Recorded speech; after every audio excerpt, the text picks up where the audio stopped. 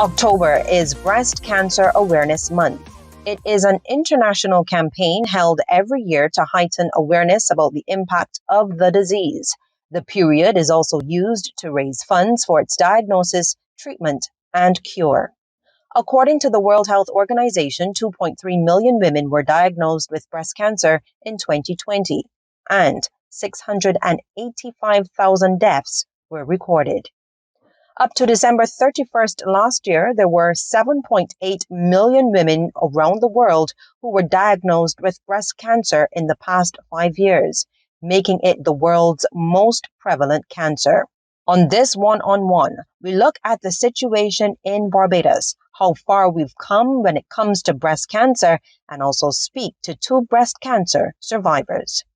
And a very good evening to you. I am Lisa Lord, and my first guest is one of the founding members of the breast screening program of the Barbados Cancer Society, Dr. Elizabeth Ferdinand. Doctor, thank you so much for joining us. We know that you're very busy. Thank you very much for having me. Now, the breast screening program was launched in 1999. Tell me a little bit about the work of the program and why it was so important to launch this program. Well, way back in 1999, when many young people were not even born, there was, first of all, a stigma attached to any kind of cancer, but especially breast cancer. Women never talked about it. It was all hush-hush, and people came at very late stages to be diagnosed. So Dr. Shirley Hanneman Jagru and myself spoke about it and said, what can we do to try and, increase awareness, and also to try and get these women diagnosed as early as possible. So we came on board with the First Lady at that time, Mrs. Arthur, and also with the Cancer Society and a few women, and we got together and formed a subcommittee of the Barbados Cancer Society. And one of our first things was, of course, an awareness walk, where we had maybe 100 people first walk. And as you know, that has grown and grown and grown. But unfortunately, with this COVID, we have been unable to do our walk last year, and then again this year. And it's really a fallback for us, because that's one of our main, or maybe the main, fundraising effort that we put on every year. But so we said we needed to start something. So that's how it was born. Tell me about the services that you offer. Well, we started first of all with just mammogram. We got an analog machine in those days. Of course, we had to get some money first. And we had breast examination, of course, and the whole idea of putting out leaflets, pamphlets, going on air, speaking about it, getting people to understand that it's not a contagious something as far as we know, and to get people more comfortable to talk about breast cancer. And that was the beginning. It took us about 1.5 years to raise the funds. And I remember Mrs. Arthur, Dr. Jagru and myself going to England even, to one of the shows, the tourist shows, and somebody gave us a trip on a cruise, and we were soliciting funds. So we went worldwide trying to get money to start the show, start the program. And so we were fortunate then to be able to buy a machine. But we had nowhere to house it. And initially, the Cancer Society was in the road behind the River Road behind the hospital. And we looked at whether we should have a container, whether we could use there, what we could do. And then Minister Liz Thompson was Ministry of Health at the time, and I was working there. And we had discussions with her, and we were fortunate that the government gave the Cancer Society a lease to have the present premises that we have now in Henry's Lane behind the Purity Bakery. But again, we had to renovate. And fortunate for us, many builders they're too numerous to mention, but many builders and contractors came on board and helped us to renovate and to build on the extra area that we would need for the machine.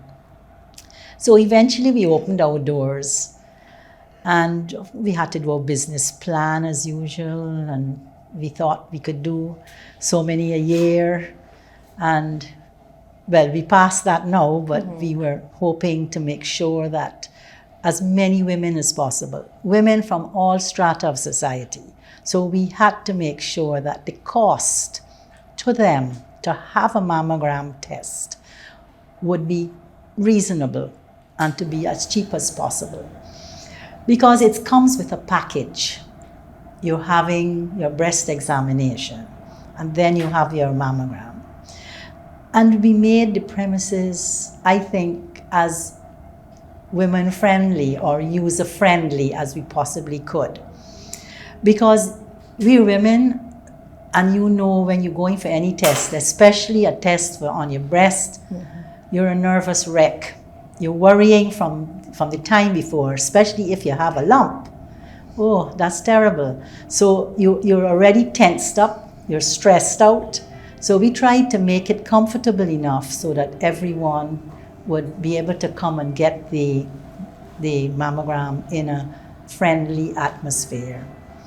Our staff was specially chosen and trained to also be more friendly, encourage the ladies, and put them at ease. So those were the main services that we started with. But through the years, we decided, look, we need to have a mobile unit where we could go out, do education, and also do some examinations. We explored the possibility of having a mammogram, a mobile mammogram machine. But with our roads, as you well know, with our roads, the calibration of the machine would give us trouble. And so it was ruled out. So all we can do with the mobile bus is to, or the mobile clinic we call it, is to do examinations, teaching. We teach women how to do self-examination of their breasts, and we refer them, if they come and we find a lump or we need to be referred, we do referral from the clinic, either to our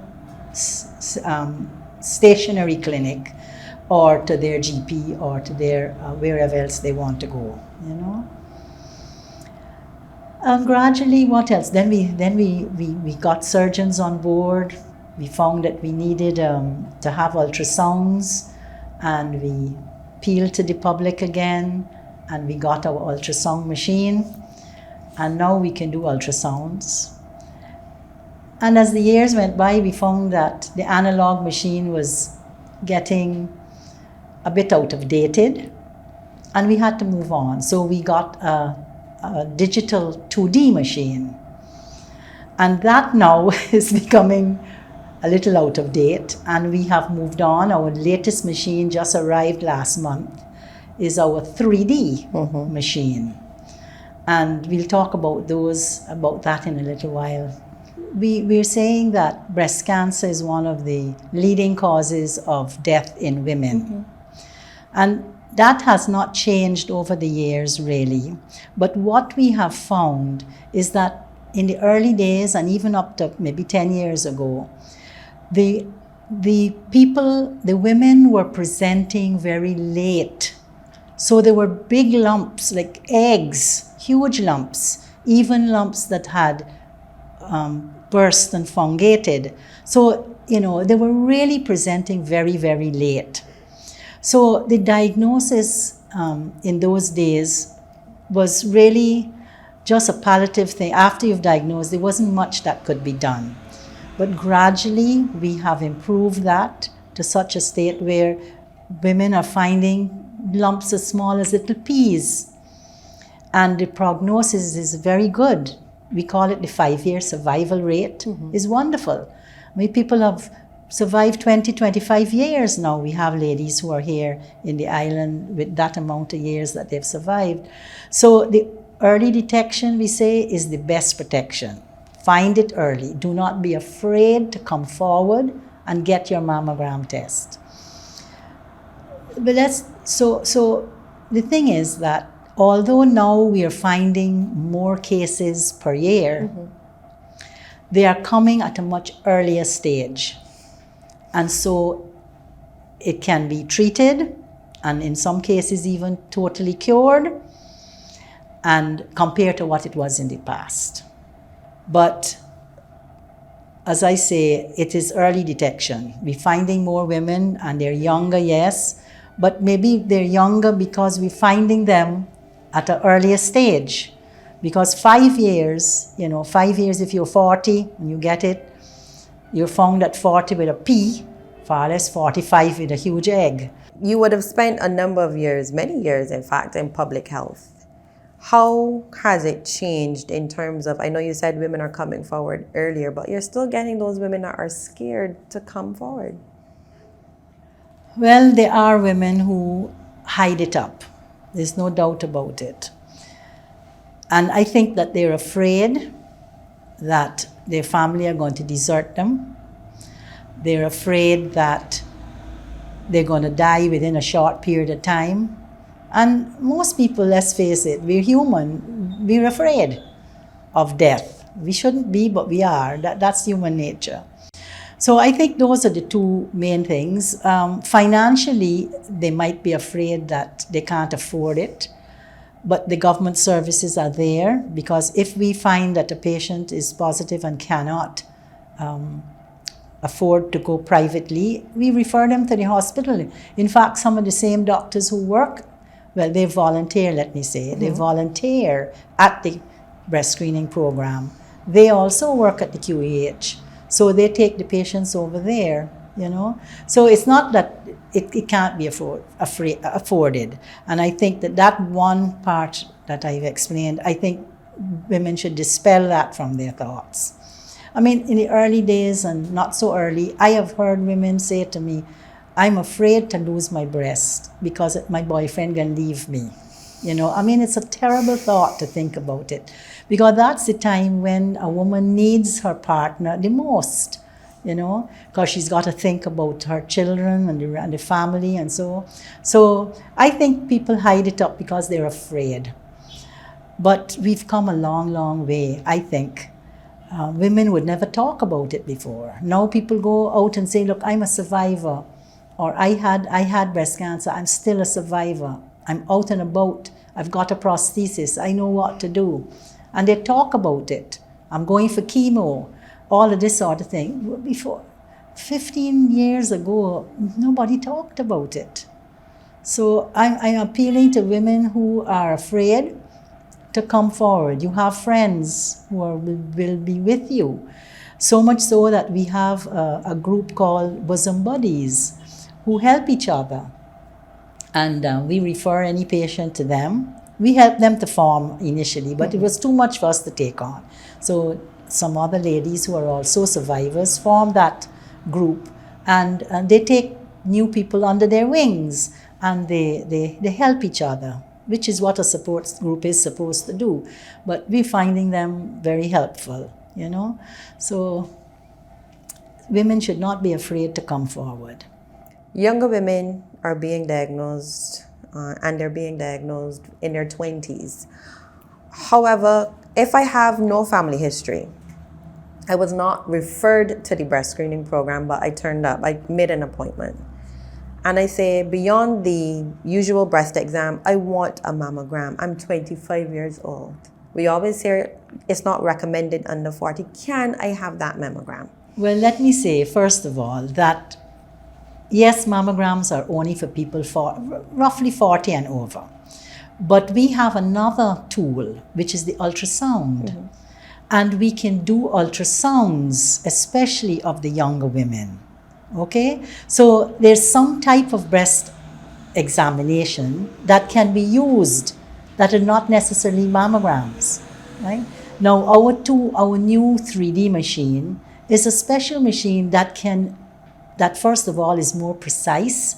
It can find the smallest of lumps.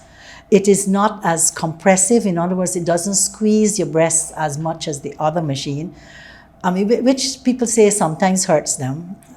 but I haven't really found that's a little uncomfortable, but not to say that it's anything serious. But so this machine is more precise. It is less. It's less time. It takes less time to be done. It can be used with people who have dense breasts, and it's been found that we in Barbados seem to have more dense breasts. So when something is dense, like a fog, you can understand that it's hard for the mammogram to pick it up, or even the ultrasound. So this new machine is good for that, and also a difference in sizes. From the smallest to the largest, it can deal with. And that, let me bring in here about men. Men too can get breast cancer. We've had a couple in our history, and they have to have examinations of their breasts as well. So this new machine can do all of that, right? But women should not be afraid. They can have an ultrasound. Let me step back again. Women can begin by examining their breasts, right?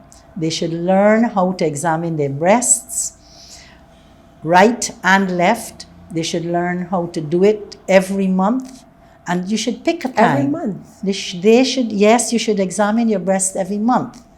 Whether it's, younger women have their menstrual cycles, so they can have it either just after or before or in the middle.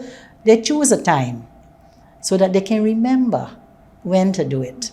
And they stand up in front of the mirror and they look and they examine. They can do it in the bath, they can do it lying down. So they need to know how to examine. You can ask your partner to examine your breast. There's nothing wrong with that.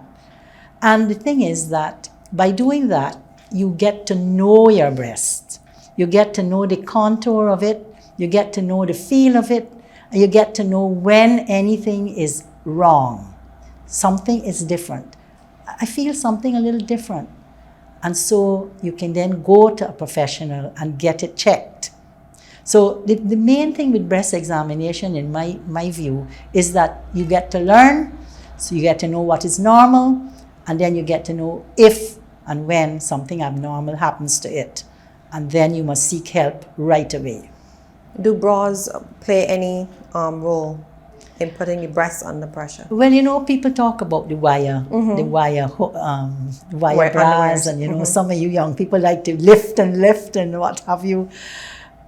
I think that if it is irritating, it will cause a problem. Now, it might not cause cancer, it might cause some kind of irritation, which could possibly lead. I'm not an expert on that, but I'm saying common sense would tell you. If it is annoying and it's irritating, and if you're keeping it on for long hours, there might be a problem. Get a comfortable brassiere or bra and use that. When you get home, you take it off if you want, relax yourself. So. Now, let me jump to your other hat as co-coordinator of the National COVID-19 Vaccination Program. Are you in a position to say that we are giving the vaccines to breast cancer survivors, those in remission, or those suffering from breast cancer at this time? Yes, we certainly are. And they are among the people who need to have the vaccine. I've had many people call. They go to their doctors. The doctor says, yes, you can go ahead with it, and we give them the vaccine. I've had personally a few cases that were said to me, look, doctor says I'm now going through treatment. I must wait a week or two or a month or whatever it is. So the oncologist has told them to wait, and as soon as they finish the oncology, or they can they come up and get their vaccine. And going back to when we had only AstraZeneca. So we've had a variety of people. And it's not only for breast cancer, any cancers, they can come and get their vaccine. Dr. Ferdinand, given that we're operating now in a COVID-19 environment, you would have mentioned earlier the big walk that was obviously impacted, but what other activities do you have to celebrate this month?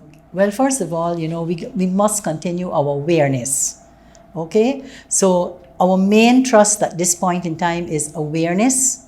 And of course, at the same time, we want to get a little support financially as well. So we have some businesses that have come on board. They sell pink drinks for this month, and they're going to give us a part of that. We have people selling donuts, cupcakes, and seen all that. those lovely little things that sweet things that we like to eat. But we ourselves are selling t-shirts and other trinkets like these beautiful socks that I have on here. We are selling those on a Saturday at Sheraton, and also our pins as usual. So we have a few new pins this year, so come on out and have a look at them and support us. We're having a twinning with as our usual partners, CIBC, that we usually do the walk with, and they're doing fundraising as well. So there are lots of awareness going on. Our mobile bus is out going to business places and doing a service of looking at their employees, examining their employees. And as So that's the main thing. And as we said, the awareness is definitely there. We've come a long way. Yes, very much so. Dr. Ferdinand, thank you so much for talking to us. I really appreciate it. My pleasure. Thank you very much. That was Dr. Elizabeth Ferdinand, one of the founding members of the breast screening program of the Barbados Cancer Society. We'll take a break here, and when we return, two women tell us about how they fought breast cancer and won.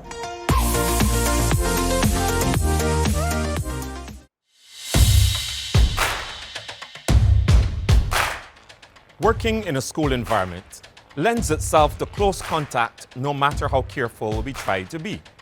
However, in this pandemic, we have implemented public health policies and measures in schools to protect everyone by installing hand sanitization stations, body temperature checks, and properly ventilated classrooms. While we continue to practice proper hygiene, physical distancing, and wearing masks properly by covering nose and mouth, we should still be concerned about the highly transmissible COVID-19 variants like Delta, which spreads rapidly, resulting in severe illness. Vaccines are tested for safety under very strict regulations. Vaccines are safe and they work. This message has been brought to you by the Ministry of Education, Technological and Vocational Training, the Ministry of Health and Wellness, and the Pan American Health Organization.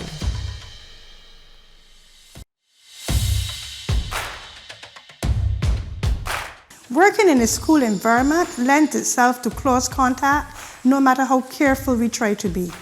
However, in this pandemic, we have implemented public health policies and measures in schools to protect everyone by installing hand sanitization stations, body temperature checks, and properly ventilated classrooms. While we continue to practice proper hygiene, physical distancing, and wearing masks properly by covering nose and mouth, we should still be concerned about the highly transmittable COVID-19 variants like Delta, which spreads rapidly, resulting in severe illness. Vaccines are tested for safety under very strict regulations.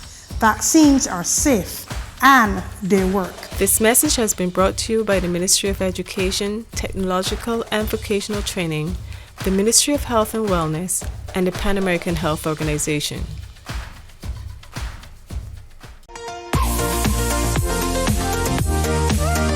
Welcome back. Now, before the break, I mentioned that two ladies shared their stories about breast cancer survival with us. We first hear from Mavis Smith about what her experience was like. My first experience with breast cancer was when my mom was diagnosed in 2002. And it was a little scared at first because we always hear about someone in your family had to have it before, but my mother was the first to have breast cancer. And she had both her breasts removed. She insisted, the cancer wasn't one, but she insisted to get both removed, so to stop any spread. About 8 years after my mother's diagnosis, I myself was diagnosed with breast cancer. I'm accustomed to feeling lumps in my breasts from as early as 13 years old. And it's only after I had about three lumps before, and that is when I felt the fourth one is when the doctor allowed me to know that I have fibrocystic breasts. And saying that I was already in hospital, I got another surgery I got the lump removed, and it's only after they did the biopsy then that they come and tell me that it was cancerous. I discovered the lumps by self-examination. I always do my own self-examination. Or, as I keep telling my children, play with the girls. They're yours. I was scared at first because I was thinking about my two daughters. My two daughters was teenagers at that time, so they were my main focus. Well, honestly, for me, at first, saying that I am accustomed going to him to get lumps removed, I tell him, well, we can do the same thing. And if it's cancerous because of my mother, if it's cancerous, whatever we have to do it. And then after the biopsy, he said I have to get chemotherapy and radiation. The diagnosis, it took me, well, the processing it was after I accepted it, which it wasn't long. It didn't take long for me to accept it because I knew my mom had it. And they say, well, normally it skip generations, but I guess it wanted to find me. So after that, it took me six months before my first chemotherapy treatment, because you had to see the doctor, the oncologist, and do follow-ups and blood tests and whatever before, so that they could determine what kind of chemotherapy I can take at that time. Chemotherapy was rough. It was rough. I lost all my hair. And for someone that had long, thick hair, to lose it all, it was not easy. Then it was like the different, they had no taste, nothing, they had any taste. Sometimes these saints can't smell nothing, and when you do smell something, sometimes it is too much for you. So then you become nauseous and can't eat, and then like chemotherapy give you cravings as though you're pregnant. So I started to get some weird cravings. Funny hours of the night, I get up to eat cucumbers. That's the first time I ever ate a cucumber with the skin on. Right? And that's how I wanted it. So it's between cucumbers and apples. That's how my chemo went. And it was, and then after the cravings and stuff, and I get to understand and eat stuff that I'm supposed to eat and don't eat what I'm not supposed to eat. Like, you're not supposed to have any dairy, oils, or anything like that. So basically eat bland food, enough ground provisions, yeah, and vegetables. No grease, no eggs, no nothing. So everything bland, including no sugar for a little time. Radiation was a breeze. Just uncomfortable because you cannot get the area wet. So you have to bathe and bathe one side, and then make sure that when you go to the other side, it don't get wet at all. So it was just uncomfortable. Not painful or anything like that, but just uncomfortable with the bathing. I had 12 rounds of chemo, and that took me about a year and some, because you have to be well to take chemo. Or should I say, you have to be well to take chemo to make you sick. All right. And then the radiation was about 6 months. Yeah, so all in all, a year and 6 months. from self-examination, I caught the cancer very early. It wasn't at no stage. So dealing with it, my journey with cancer, for me it was easy. It wasn't easy on my family, but it was easy on me. And it brought me out of my shell. I can speak to people more now, and I can say I'm an advocate for cancer anyhow. So people just find me. So I think honestly that my breast cancer is a blessing because it helped me to help people. Right? Other people probably see cancer as a curse, but for me it was a blessing. My daughters, they tried to look brave, but in the back of their mind, they was saying that they lost their grandmother with cancer, then to have their mother have cancer. They were scared, but then I keep reassuring them, no, this cancer is not going to take me nowhere. I can fight this to the end, and I intend to survive. So we will do what we're supposed to do, and we will survive. No stress, no nothing, no bad energy, nothing. And my sisters, up to now, I have sisters that refuse to go and get a mammogram because they are scared, saying that I always searching. They know that I always do my own. So they said I always searching. So because I was searching, I found it. But I tell them, I search, I found, and I get treatment for it. And just anything else, cancer, take medication, and you can live with it. It's not a death sentence. I am cancer free for 11 years straight. Now that I'm in remission, I get checkups every 6 months, which consists of mammogram, chest x-ray, abdominal x-rays.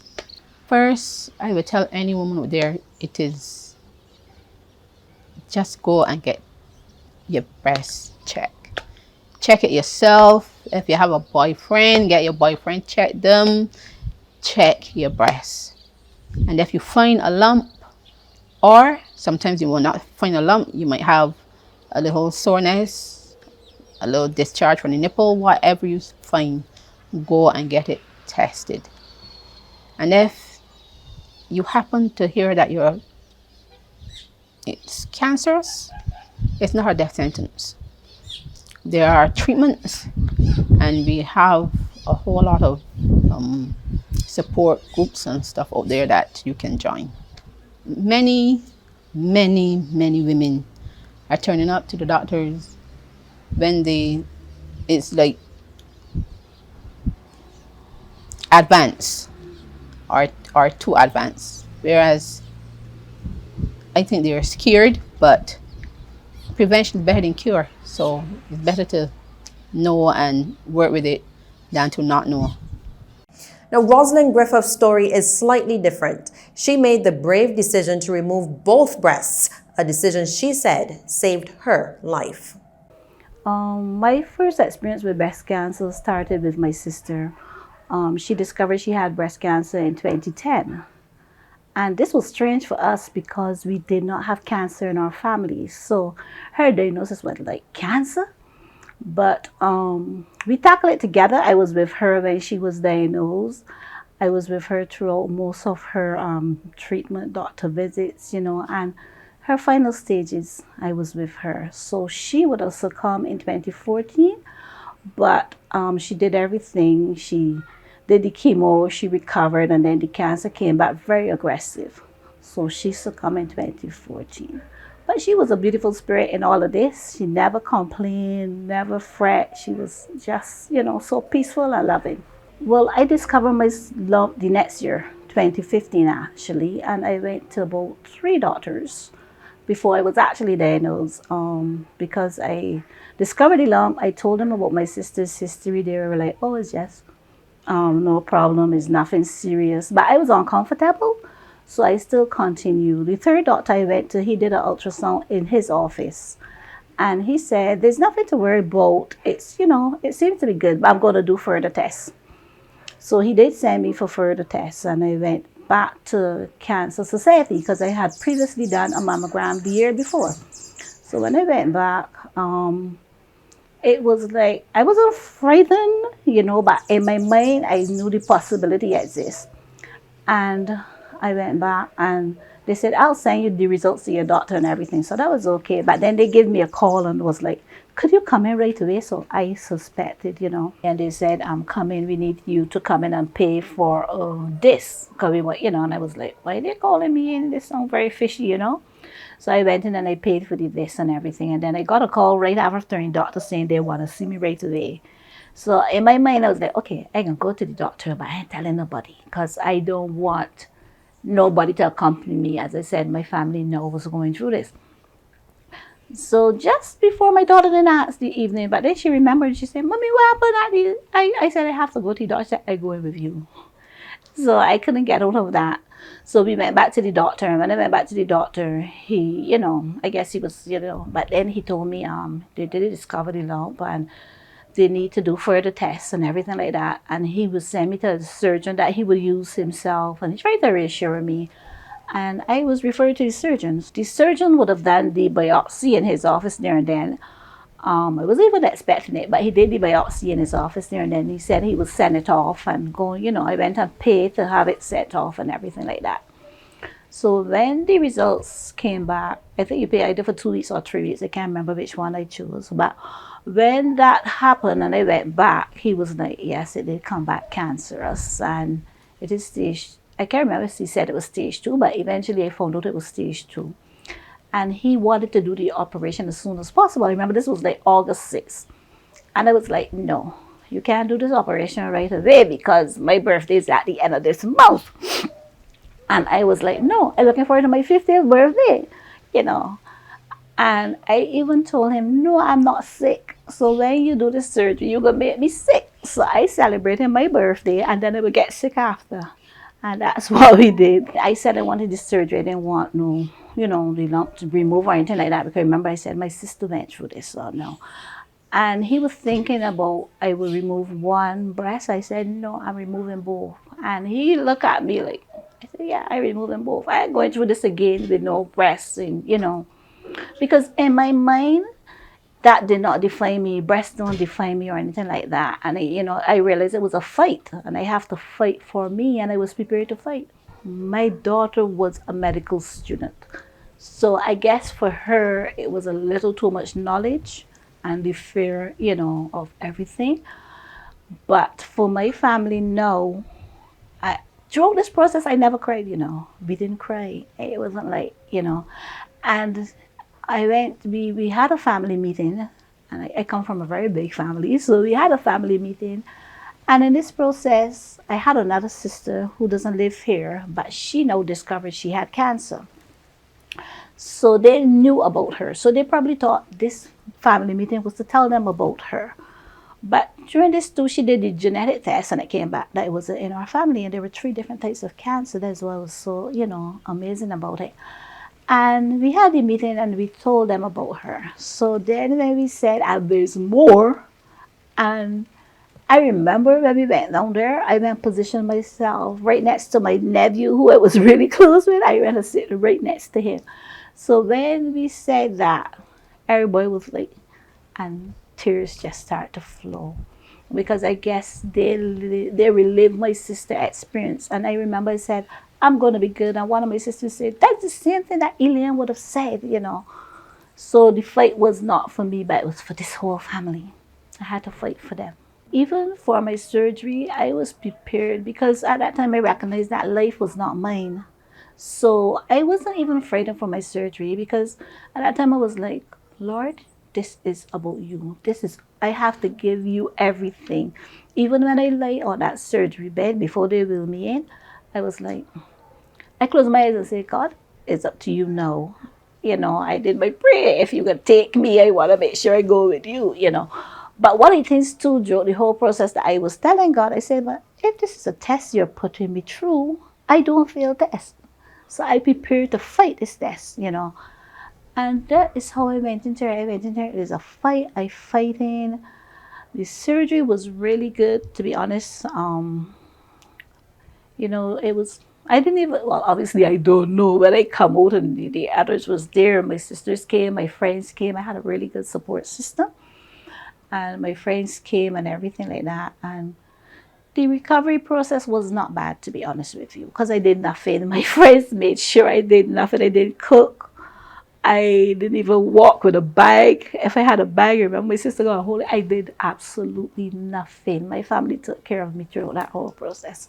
So I was able to heal and recover. So after the surgery and I would have healed, you know, the doctor would have been monitoring this healing process. I think I started my chemo around November, like the end of November. Remember, my surgery was like the 9th of September or something like that.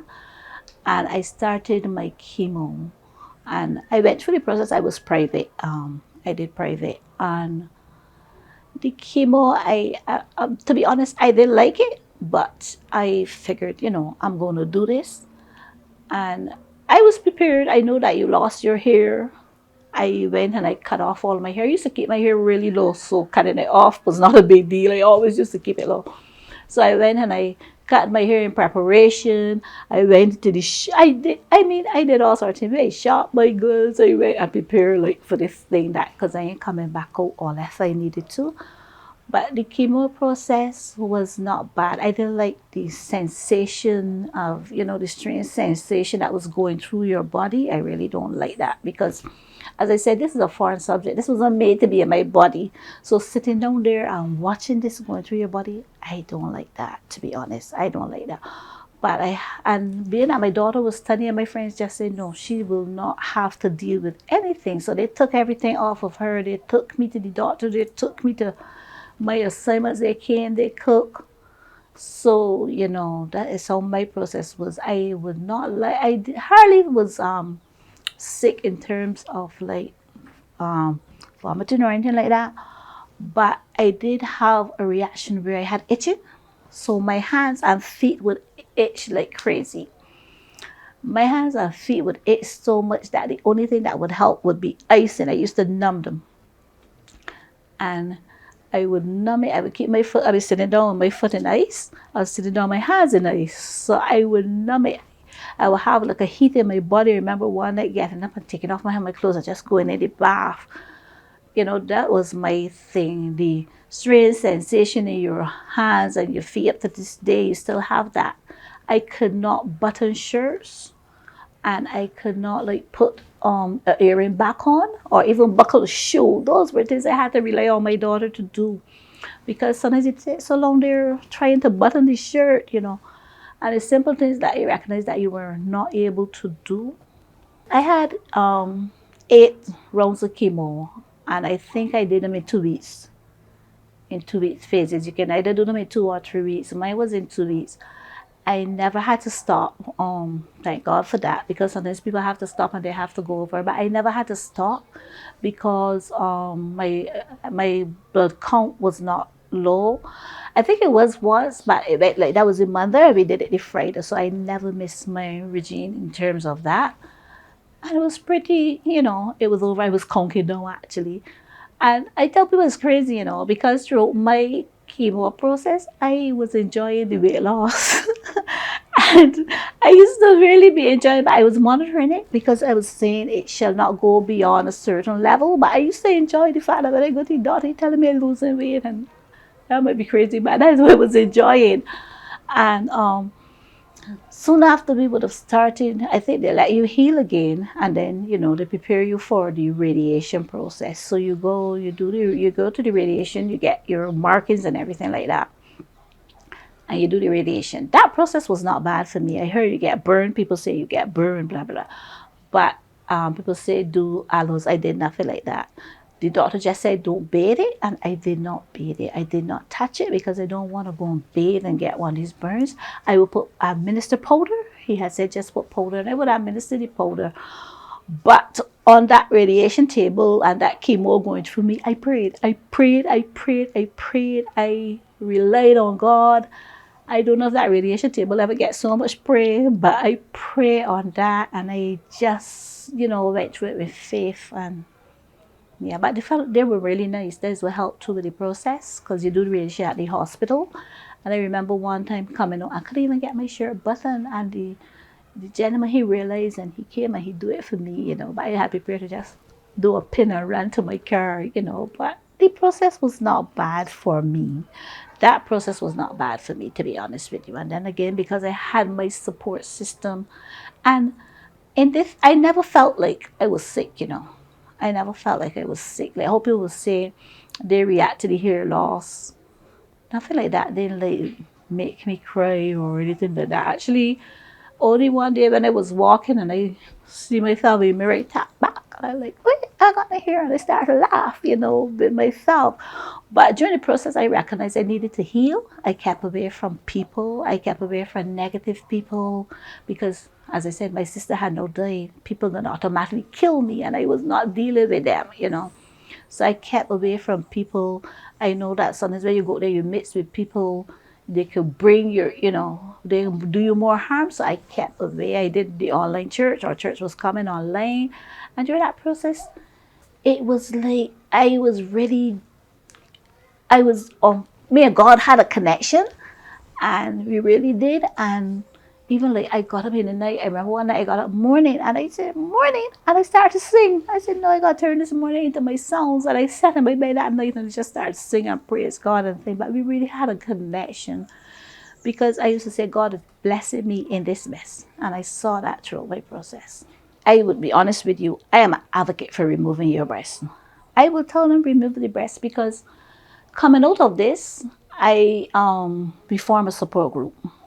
So, in this support group, I deal with all types of ladies. We had a 20-year-old, we deal with all types. And, I've seen ladies, the cancer gone to the other breast.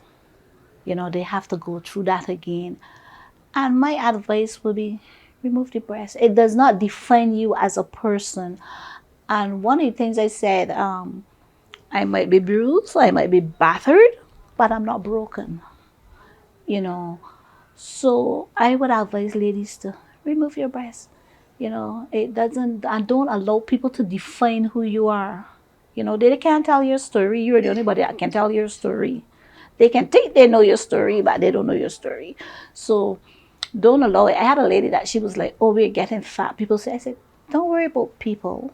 They don't know your story, They might see you going on. They don't know the reason you're getting fat. They don't know anything about you. So do you. That's my advice. Do you, and don't allow nobody to define you. Victorious Warriors is my sister group. That was not our original name. We wanted to name Sister Sister. And it's a group of ladies. It's about 30 ladies right now. They've almost been diagnosed with some form of cancer. It's not only breast cancer. We have various cancers. We range in all ages.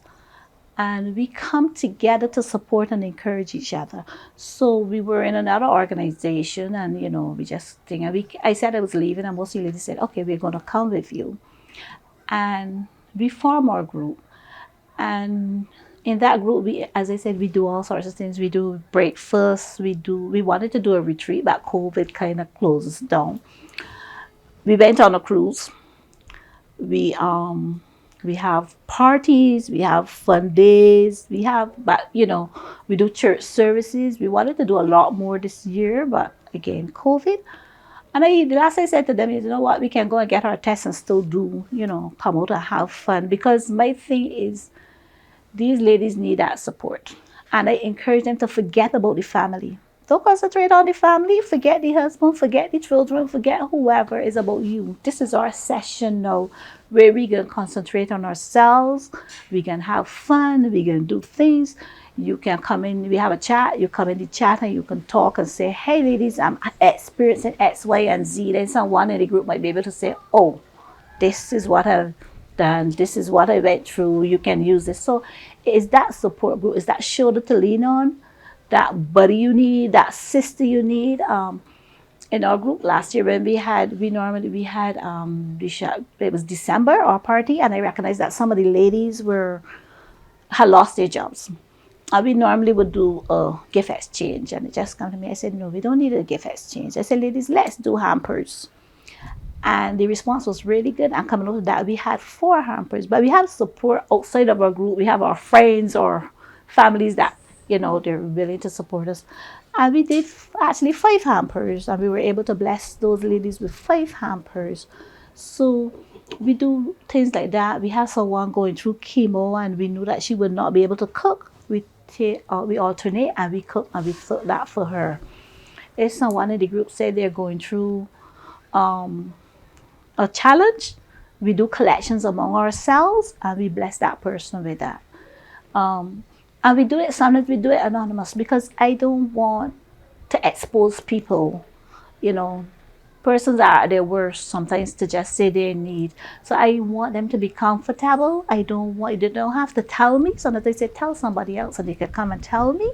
But I think I've developed the trust within the ladies, and I don't go there and I say X or Y. I just do it. I say, one of our sisters have a problem, let us help. And the response is good.